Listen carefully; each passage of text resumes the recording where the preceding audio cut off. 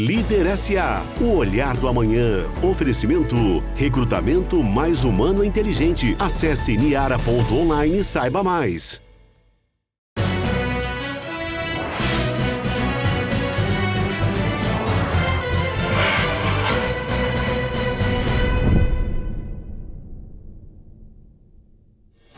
Olá pessoal, com grande alegria eu, Ricardo Quareng, quero receber todas e todos vocês no Líder SA do nosso SBT. Aqui junto com vocês, o olhar do amanhã dos maiores líderes do Brasil e da América Latina é inclusivo e participativo. Hoje eu entrevisto Paulo Correia, o presidente da C&A no Brasil. A C&A é uma empresa de moda focada em propor experiências que vão muito além do vestido. Foi fundada em 1841 pelos irmãos Clemens e August, na Holanda. É uma das maiores varejistas de moda do mundo. A C&A chegou no Brasil em 1976, quando inaugurou a sua primeira loja em São Paulo. Atualmente a companhia opera mais de 290 lojas em todo o território nacional, além do seu e-commerce, e tem cerca de 15 mil colaboradores. Paulo é formado em Engenharia de Produção pela Universidade Federal do Rio de Janeiro, com MBA pela The Fuqua School of Business da Duke University. Na C&A desde 2004, ele começou como diretor de projetos estratégicos, foi diretor do masculino e depois vice-presidente do comercial, cuidando de áreas como desenvolvimento de coleção, compras, marketing e supply chain. Assumiu como CEO em 2015. O Paulo lidera hoje uma empresa com forte orientação para a experiência do cliente e para a transformação digital, tendo conduzido a empresa em 2019 para o seu IPO, a oferta pública inicial de ações, a primeira dentro do grupo europeu. Paulo é ainda membro do Conselho da C&A SA e integrante do Board Global de Sustentabilidade da companhia. Paulo, muito bom dia. Bom dia a todos, prazer enorme estar aqui, é uma honra estar aqui podendo conversar com você. Espero que a gente possa ter aí um ótimo bate-papo aqui. A honra é toda nossa e o prazer é todo nosso em te receber. Paulo, para a gente começar essa conversa, eu queria que você contasse um pouco sobre a história da C&A no Brasil. É um gigante da área de moda, todos os nossos telespectadores certamente conhecem a empresa, mas eu queria que você compartilhasse conosco um pouquinho da história. Eu acho que é interessante que pouca gente sabe um detalhe que é uma empresa que foi fundada em 1841 na Holanda e por dois irmãos, Clemens e August. Por isso as iniciais, por isso que o C&A vem daí. Esses dois irmãos, eles foram pioneiros na época em fazer roupa pronta. Ou fazia em casa ou usava alfaiates, né? E no Brasil a gente chegou em 1976 inaugurando a sua primeira loja no Shopping Ibirapuera, aqui em São Paulo. Hoje, nesse período todo, acho que tem sempre uma história de muitas inovações, com muita moda, com muita personalidade muito brasileira. Tanto que a grande maioria do nosso público acha que a gente é uma empresa que tem origem nacional, né?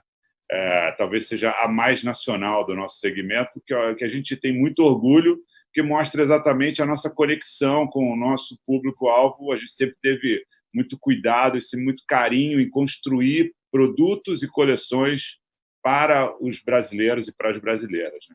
O universo da moda sempre desperta muita curiosidade a todos e é uma indústria realmente muito grande que fomenta milhares, centenas de milhares de postos de trabalho. A C&A, eu sei que tem mais de 15 mil colaboradores só no Brasil. Eu queria que você contasse um pouco como funciona essa indústria, como funciona esse universo, porque eu tenho certeza que as pessoas têm muita curiosidade em saber dos bastidores, né? Como funciona até a roupa chegar no consumidor final. Tudo começa com um trabalho de pesquisa do que está acontecendo em termos de comportamento e preferências na sociedade. Quais são os produtos, as estruturas, os tecidos, as cores, o que o nosso público está mais interessado, o que está deixando de ter interesse, o que está tendo mais interesse. Tudo isso vira alimento para os nossos estilistas, que começam a construir, junto com os nossos fornecedores, às coleções em si e as histórias que nós vamos contar em cada uma das lojas. A partir desses desenvolvimentos, a gente recebe e monta aqui meio que protótipos de como vai ficar a loja, de como seriam as histórias que a gente colocaria, e a partir daí a gente começa a fazer as ordens a esses fornecedores que começam a fazer a produção dessas peças. À medida em que isso vai ficando pronto, isso vai sendo enviado para os nossos centros de distribuição, e a partir dos centros de distribuição a gente vai mandar ou para as lojas físicas ou direto para os clientes que compram na nossa loja digital, na nossa loja online.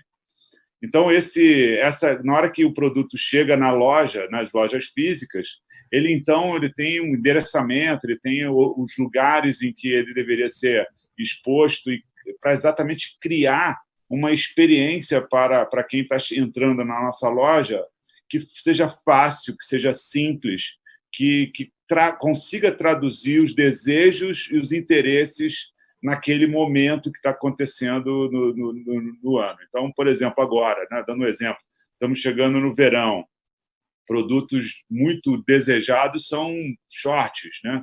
Shorts, regatas, né? Esse tipo de produto. Então, como a gente garante que, assim que você entra na loja, de alguma maneira, essas informações, esses produtos, essas novidades nas linhas de produtos que mais estão apelando, são mais interessantes naquele momento, o cliente possa experimentar e, de alguma maneira, já começar a entender quais são as opções que tem na loja e conectando uma coisa com a outra, porque muito mais do que peça, tem muito o que a gente fala de histórias, né?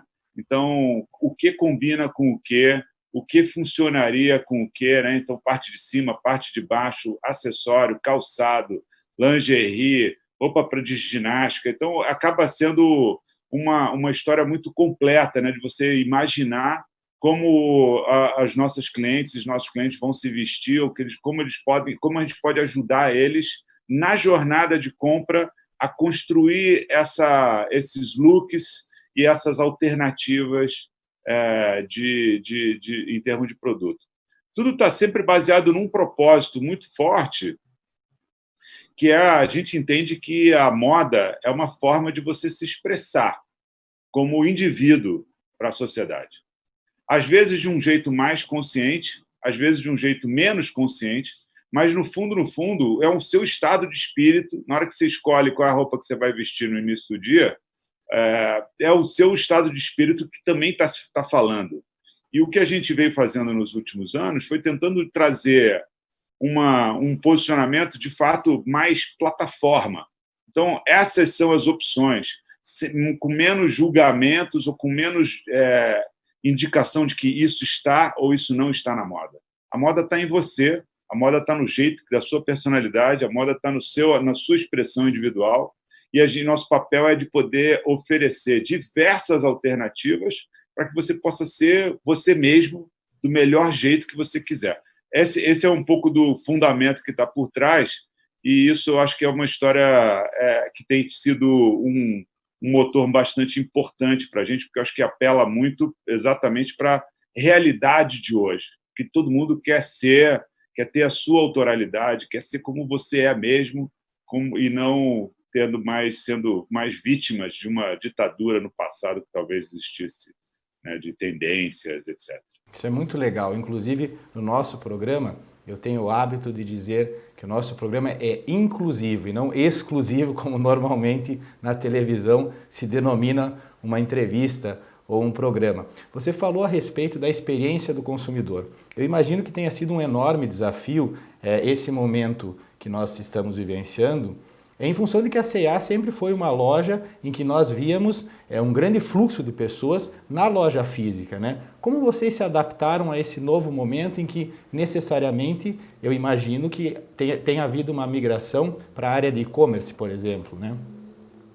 Eu acho que a gente viveu algo que, obviamente, ninguém tinha experiência, né? Você pensar, eu sempre falo, o mercado online de moda, ele era, antes da pandemia, algo em torno de 3% a 4% do mercado total. 96%, 97% do mercado total de moda era feito em lojas físicas. No momento em que você tem, realmente num período muito curto, em uma semana, você fecha todas as lojas de todos os lugares desse país, né? Então, você, basicamente, é como se você fechasse 96% do faturamento dessa categoria no país. Então, claramente, o que depois de um primeiro momento que foi mais questionador, né? A gente fala, bom, e agora? O que vai acontecer? Quanto tempo isso vai durar? Como vai funcionar? De verdade, a gente falou, bom, agora nós temos uma loja que está aberta, que é a nossa loja online. Então, aqui agora todo mundo é gestor dessa loja online.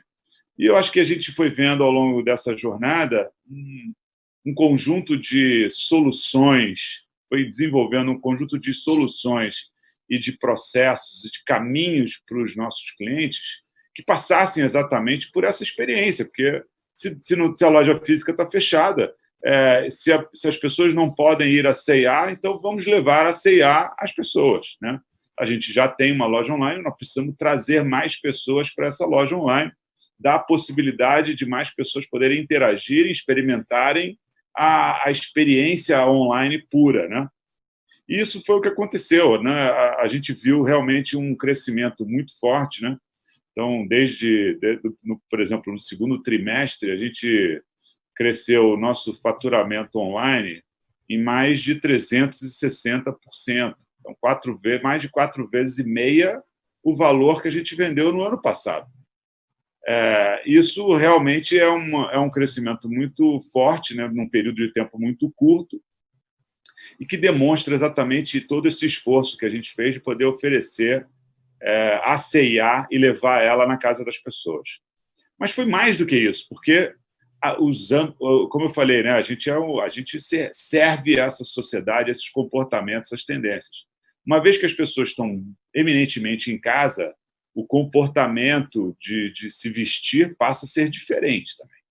Então, a gente viu muitas categorias perdendo muito espaço, muito interesse, e muitas categorias crescendo imensamente o interesse. Então, categorias como pijamas, moletons, lingerie, são categorias que cresceram enormemente nesse período. Então, tudo que tinha ligado a uma linha mais confortável, que é um estilo de ficar em casa, né, de um jeito, roupas mais confortáveis, essas categorias cresceram muito nesse período, né? E isso, de novo, para mim, é evidência do que é, de fato, uma empresa de moda, né? À medida em que as tendências de comportamento na sociedade vão mudando, as preferências vão mudando também, e quem presta esse serviço, né, são os varejistas de moda, tem que adaptar suas linhas e seus produtos e suas propostas para essas novas preferências e essas novas tendências de consumo. Isso acho que foi o que aconteceu a partir de final de junho, a gente começou a ver lentamente uma reabertura. Essa reabertura hoje já está, todas as lojas da rede já estão abertas, ainda nem todas funcionando do mesmo horário que funcionavam anteriormente, mas a gente vai vendo progressivamente, semana a semana, o fluxo dessas lojas retomando e crescendo, né, dentro desse processo. Ainda não é ao mesmo nível que existia antes da pandemia, mas é um processo, né? É o processo da gente se sentir seguro como indivíduo, frequentando outros lugares que não só a nossa casa. Paulo, certamente nós temos muitos pequenos e médios varejistas, muitas pessoas que precisaram se reinventar nesse momento, que estão nos assistindo. Você, como um líder de uma organização tão grande, de um varejista tão grande, focado no B2C, eu gostaria que você trouxesse para a gente algumas experiências que você viu dar certo, de liderança para o negócio, e que podem se aplicar também para o pequeno varejo. Eu acho essa pergunta sensacional, porque essa tese, né, da grande empresa, pequena empresa, e eu acho que tem, obviamente, diferentes capacidades e de complexidade em alguns sentidos, mas tem alguns elementos que são exatamente os mesmos, porque toda grande empresa já foi pequena, né? A não ser com pouquíssimas exceções, mas normalmente começa pequeno, todo mundo. Eu falo sempre, num momento como esse, nada melhor do que você exercitar a essência do porquê que tudo começou e do porquê que tudo começou a dar certo, né, para a sua empresa. E a essência tem exatamente a ver com olhar com muita clareza para as necessidades dos seus clientes naquele momento, não tentar forçar um produto ou um serviço que o cliente não está querendo naquele instante, mas esse é o que eu sei fazer, esse é o que eu gosto, esse é o que eu tenho no estoque. Infelizmente, não é assim, cara. As pessoas, é o contrário. A gente existe por conta do mercado consumidor.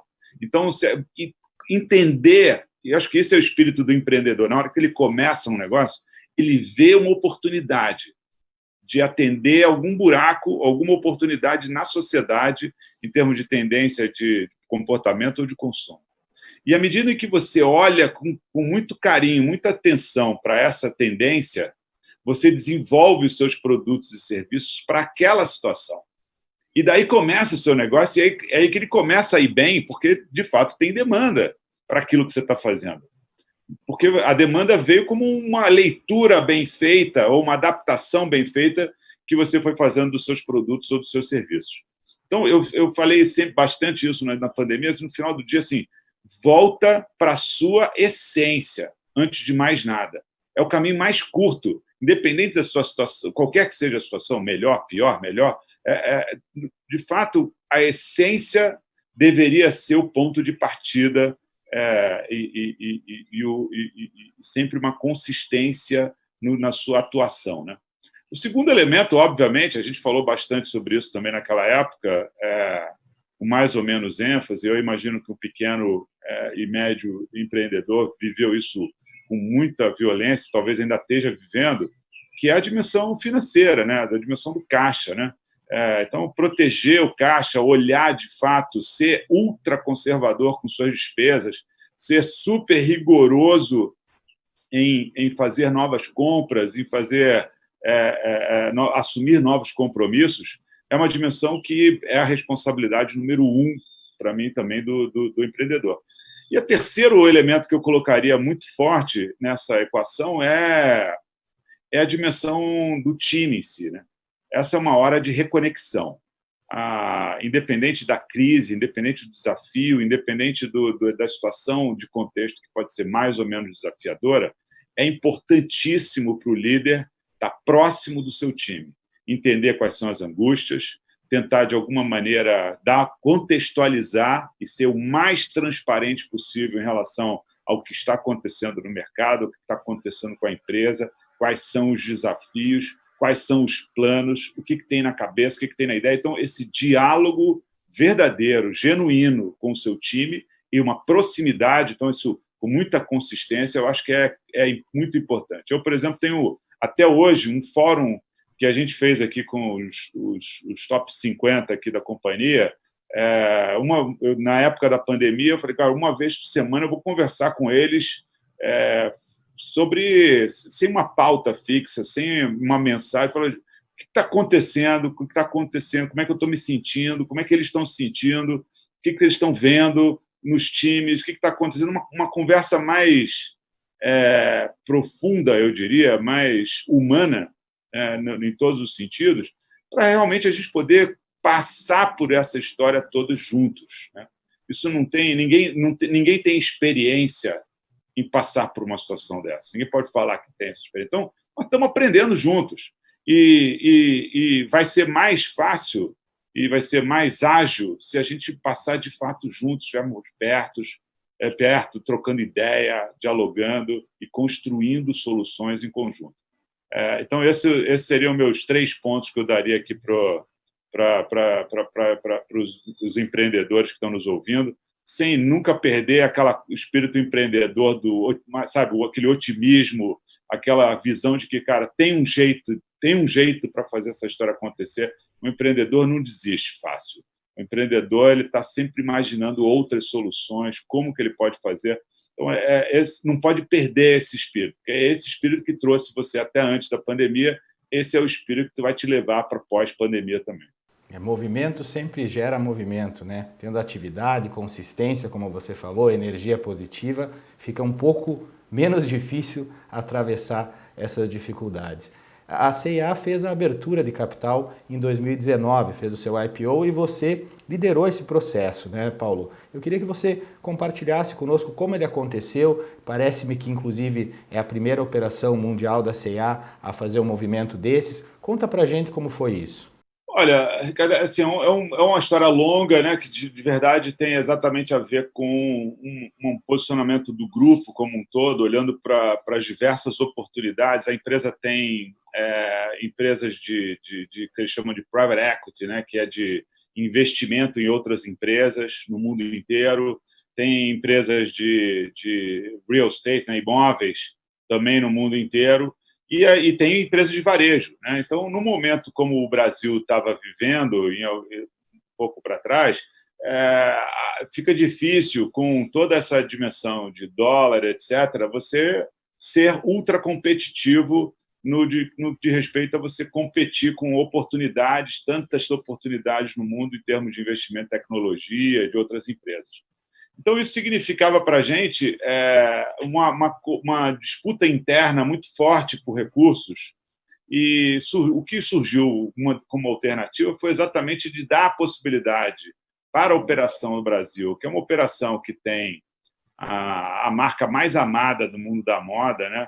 Uma marca extremamente forte, conhecida, a capacidade de fazer o nível de investimento adequado para essa força dessa marca. E esse foi, de fato, a primeira operação dentro do grupo que foi feita uma abertura de capital, exatamente acreditando no potencial que existe nesse país, no potencial que existe para essa marca nesse país. E essa foi a nossa jornada. Uma jornada de IPO é sempre uma jornada interessante, porque a gente tinha muita clareza de onde a gente queria chegar, de quais são os nossos objetivos, quais são as alavancas de criar valor para a companhia ao longo dessa jornada. E o nosso objetivo era de poder discutir isso com os investidores e mostrar as oportunidades que estariam estabelecidas a partir do momento que você investe na nossa empresa. E a gente teve uma resposta muito boa, muito forte naquele momento. Óbvio que é um momento diferente do que a gente viu agora em 2020, com uma sequência grande de IPOs, né, por conta também de um contexto de juros diferentes, né, do que estava acontecendo. Mas, mesmo assim, eu acho que nossa atratividade era tão grande que isso acabou viabilizando essa operação. E, desde então, a gente tem uma governança diferente na companhia, né? A governança é feita aqui no Brasil, são membros tem um conselho, os membros são independentes, né? Então isso tudo vai gerando uma possibilidade, uma dinâmica bastante interessante para a gente realmente poder aproveitar todas essas oportunidades que a gente tem aqui nesse país com a nossa marca e com a nossa empresa. Você comentou no início do nosso papo o nível de inovação que existe na C&A desde quando surgiu, há mais de 100 anos atrás. Isso eu sei que é uma pauta sempre presente na agenda de todos os líderes e certamente na sua como principal executivo. E nós temos como slogan do nosso programa o olhar do amanhã. Então eu queria saber um pouco sobre qual é esse olhar que a C&A tem, se tratando de inovação, diversidade, todas essas agendas que estão nas pautas de diversos CEOs, tenho certeza que na sua também, como a C&A está olhando para isso? Olha, eu deveria classificar aqui, de novo, como a gente estava falando, né? Antes de mais nada, dentro do nosso propósito de ser essa plataforma para as pessoas poderem se expressar, para você poder ser, de fato, uma plataforma relevante, você tem que estar o tempo inteiro fazendo uma leitura muito clara das evoluções e do comportamento da sociedade como um todo. E não dá para menosprezar o peso e o poder da digitalização que a sociedade como um todo está vivendo, em especial a sociedade brasileira, né? Não dá para deixar de fora o nível de consciência que vem aumentando no que diz respeito ao meio ambiente e às condições e dignidade das pessoas nesse país, né, e dos trabalhadores.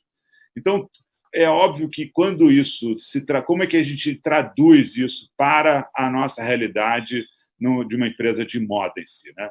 Então, o que a gente vem fazendo na dimensão de digitalização, a gente vem fazendo uma ampliação da nossa proposta em termos de produtos para, de fato, essa plataforma ficar cada vez mais robusta.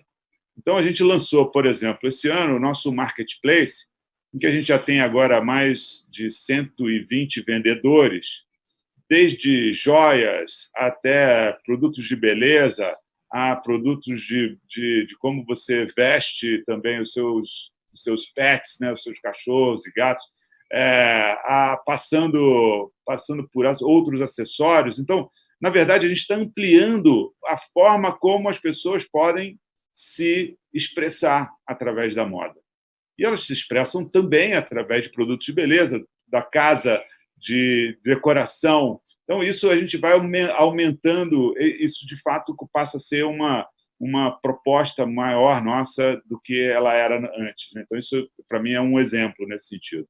Outro exemplo, como a gente falou, se a nossa vida, às vezes, não permite que você tenha a oportunidade de ter todos os dias, ou com muita frequência, uma visita num shopping center ou numa loja. Então, como é que eu levo a loja para você, né?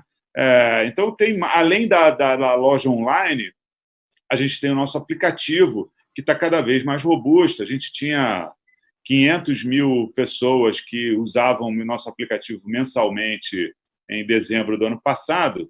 Agora, a gente tem 3 milhões, né? Então, um aumento também bastante forte. Por quê? Porque está cada vez mais divertido, mais interessante navegar e entender o que está acontecendo em termos de opções, de tendências e de possibilidades, né? Então, o aplicativo é uma história muito importante. A gente também está trazendo a C&A através da venda por WhatsApp, né? Então, de alguma maneira, a venda através das redes sociais também está acontecendo, a gente levando a loja para quem está sem tempo de poder ir na loja, alguma coisa desse tipo. Então, esses são alguns exemplos de que a inovação, de novo, baseada num mudança de comportamento, podendo atender essas novas necessidades da sociedade, a gente vai desenvolvendo essas soluções. Na parte de meio ambiente, acho que a C&A sempre foi muito pioneira nesse sentido, porque, até por ser uma empresa global e muito forte na Europa, a gente sempre teve um nível de desenvolvimento no que diz respeito à nossa cadeia de fornecimento muito forte. Vários dos padrões que existem em termos nacionais foram criados a partir de iniciativas nossas, né? Então, toda fiscalização, auditoria da cadeia de fornecimento, a garantia de condições dignas de trabalho em cada etapa da nossa cadeia de fornecimento é uma história inegociável. A utilização de materiais mais sustentáveis, a pioneirismo na utilização de materiais, de produtos que são decompostáveis, né? Então, se colocar algumas linhas de nossa, a gente lançou isso ano retrasado na camiseta, ano passado na calça jeans, esse ano de novo. Se você colocar numa composteira esses produtos, eles, em 12 semanas eles se decompõem. Então, é um outro tipo de olhar no que diz respeito à moda em si, que sempre foi uma indústria que traz muito utilização de recursos, principalmente água, de você conseguir trazer ela cada vez mais circular, cada vez mais menos agressiva ao meio ambiente. Então, acho que essa dimensão de inovação sempre teve no DNA da companhia. Acho que todo mundo lembra, né, de nosso posicionamento já desde décadas, né? Quando a gente colocava nosso garoto propaganda para falar, para dançar na hora da novela, na hora da novela, o nosso espírito de alegria, de descontração, de colorido, uma coisa colorida, mas sempre muito inclusiva, né? Eu acho que você falou a palavra aí agora há pouco, eu acho que é um pouco da tradução do que é o nosso espírito.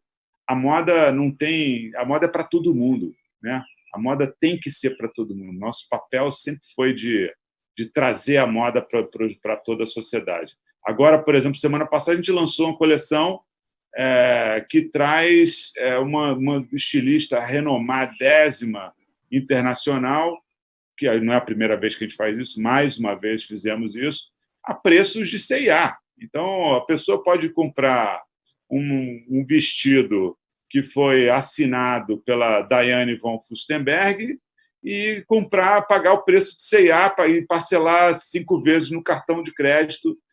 Isso é inclusão, né? Isso é inclusão. Você ter o melhor do design no mundo, a possibilidade das pessoas aqui nesse país. Então, eu acho que isso são alguns exemplos de tudo isso que a gente vem vivendo de respeito de inovação e de tendências.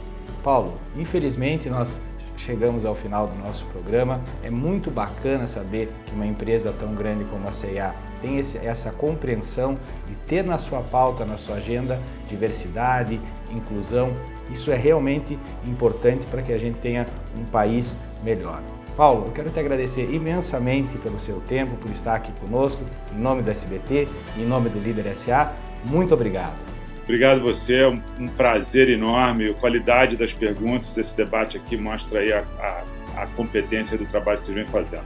Parabéns, obrigado mais uma vez pelo convite. Obrigado. Líder SA, o olhar do amanhã. Oferecimento, recrutamento mais humano e inteligente. Acesse niara.online e saiba mais.